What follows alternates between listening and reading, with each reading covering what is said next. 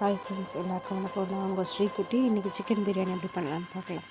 ஒரு குக்கர் எடுத்துருக்கேன். குக்கர் நல்லா காஞ்சதும் ஒரு 5 ஸ்பூன் எண்ணெய் ஊற்றிக்கலாம்.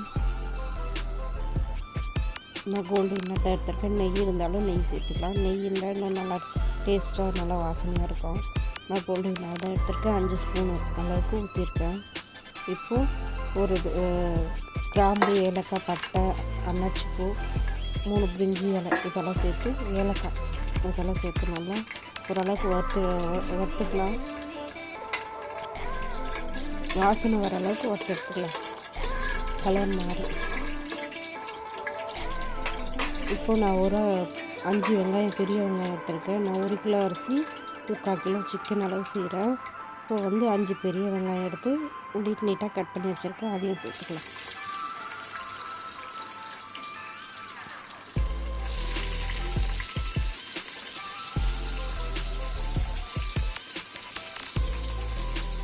நான் ஒரு கையில் வீடியோ எடுத்துகிட்டு செய்கிறதுனால கொஞ்சம் ஷேக்கிங்காக இருக்குது.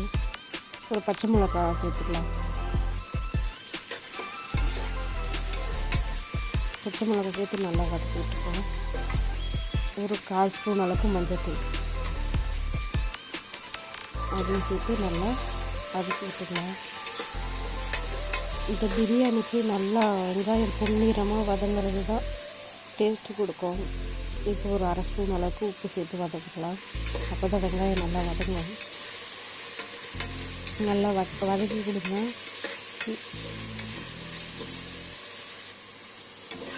ஓரளவுக்கு வதங்கிருக்கு. இன்னும் நல்லா புன்னிறமாக வதங்கிறதுக்கு வதக்கணும். நான் ஏற்கனவே சிக்கன் எடுத்து அதில் தயிர், இஞ்சி பூண்டு பேஸ்ட், வெறும் மிளகா பொடி, அப்புறம் புதினா இதெல்லாம் சேர்த்து ஊற வச்சுருக்கேன் ஒரு 1/2 ஹவருக்கு. ஏன்னா அப்போ தான் சிக்கன் சாஃப்டாக நல்லா நூலாக நம்ம சாப்பிடும்போது நல்லா சாஃப்டாக ஜூஸியாகவும் இருக்கும். அதனால் ஒரு 1/2 ஹவர் ஆகுது அதை ஊற வச்சு உப்பு சேர்த்து தயிரெல்லாம் சேர்த்து ஊற வச்சுருக்கேன். நீங்களும் அந்த மாதிரி ஊற வச்சு செஞ்சு பாருங்கள். சிக்கன் ரொம்ப சாஃப்டாக இருக்கும், சாப்பிட்றதுக்கு நல்லா டேஸ்ட்டாக இருக்கும். இப்போ பாருங்கள், ஓரளவுக்கு பொன்னிறமாக வதங்கியிருக்கு. இப்போது 5 தக்காளி, பெரிய தக்காளி கட் பண்ணி வச்சுருக்கேன். அதையும் சேர்த்துக்கலாம். இப்போ தக்காளி சேர்த்து நல்லா வதக்கிக்கலாம். தக்காளியும் நல்லா குழஞ்சி வரணும். அப்போ தான் கிரேவி பதத்துக்கு நல்லாயிருக்கும். தக்காளி நல்லா குழைய வதக்கலாம். இப்போ ஒரு கைப்பிடி அளவுக்கு புதினா அதையும் சேர்த்து நல்லா வதக்கி விட்டுக்கலாம்.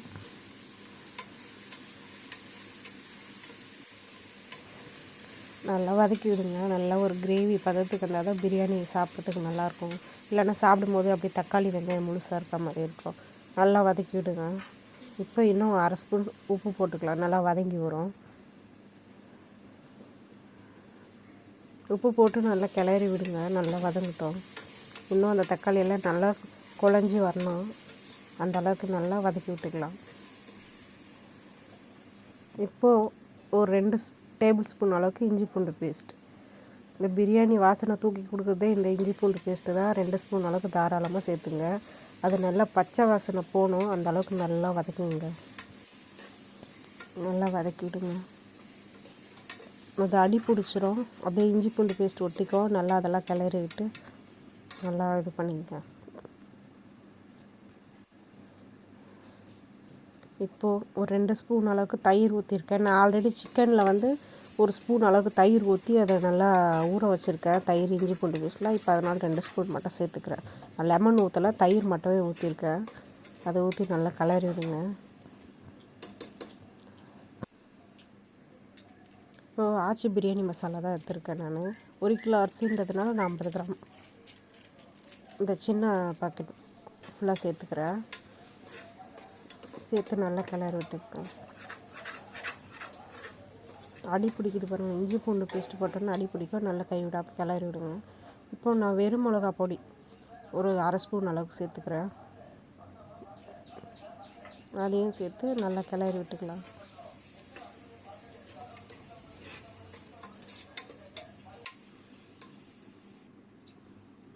பாருங்கள், நல்லா வதங்கி வந்திருக்கு. இப்போ நான் அந்த ஊற வச்ச சிக்கன் நல்லா சேர்த்துக்கலாம்.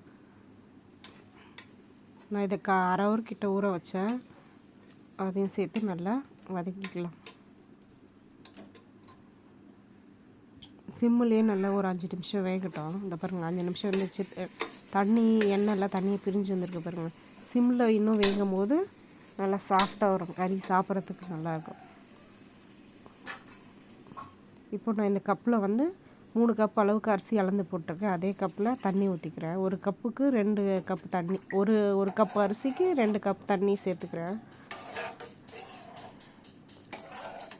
நல்லா கழுவி வச்ச ஊற வச்சிருந்த அரிசி அரை ஹவர் முன்னாடி, அதையும் சேர்த்துக்கலாம் இதுலேயும்.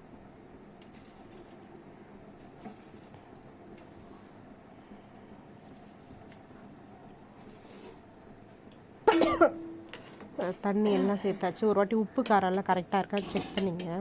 செக் பண்ணிவிட்டு தம் போட்டுடலாம். இப்போ தம் போட்டுக்க இந்த பாருங்க, நல்லா இந்த அளவுக்கு தண்ணி இருக்கும்போதே நம்ம வந்து தம் போட்டுடலாம். தண்ணி இந்த அளவு சுண்டி வரும்போது, கொஞ்சமாக தண்ணி இருக்கும்போது நான் ஃபுட் கலர் சேர்த்து தம் போட்டேன். இப்போ கரெக்டாக ஒரு 10 நிமிஷம் கழித்து ஓப்பன் பண்ணி பார்க்கலாம். 10 நிமிஷம் ஆயிடுச்சு, ஓப்பன் பண்ணலாம். இந்த பாருங்கள், சூப்பராக வந்திருக்கு பாருங்கள் பிரியாணி. இதில் நெய் இருந்தாலும் நெய் சேர்த்து இன்னும் கிளறி எடுக்கும்போது சூப்பரான டேஸ்டான சிக்கன் பிரியாணி ரெடி. எப்படி வந்திருக்கு பாருங்கள், நல்லா உதிரியாக. சிக்கனும் நல்லா சாஃப்டாக வெந்து வந்திருக்கும். நெய் இன்னும் சேர்த்திங்கன்னா வேறு லெவலில் இருக்கும். ட்ரை பண்ணி பாருங்கள், எப்படி இருக்குன்னு சொல்லுங்கள். தேங்க்யூ.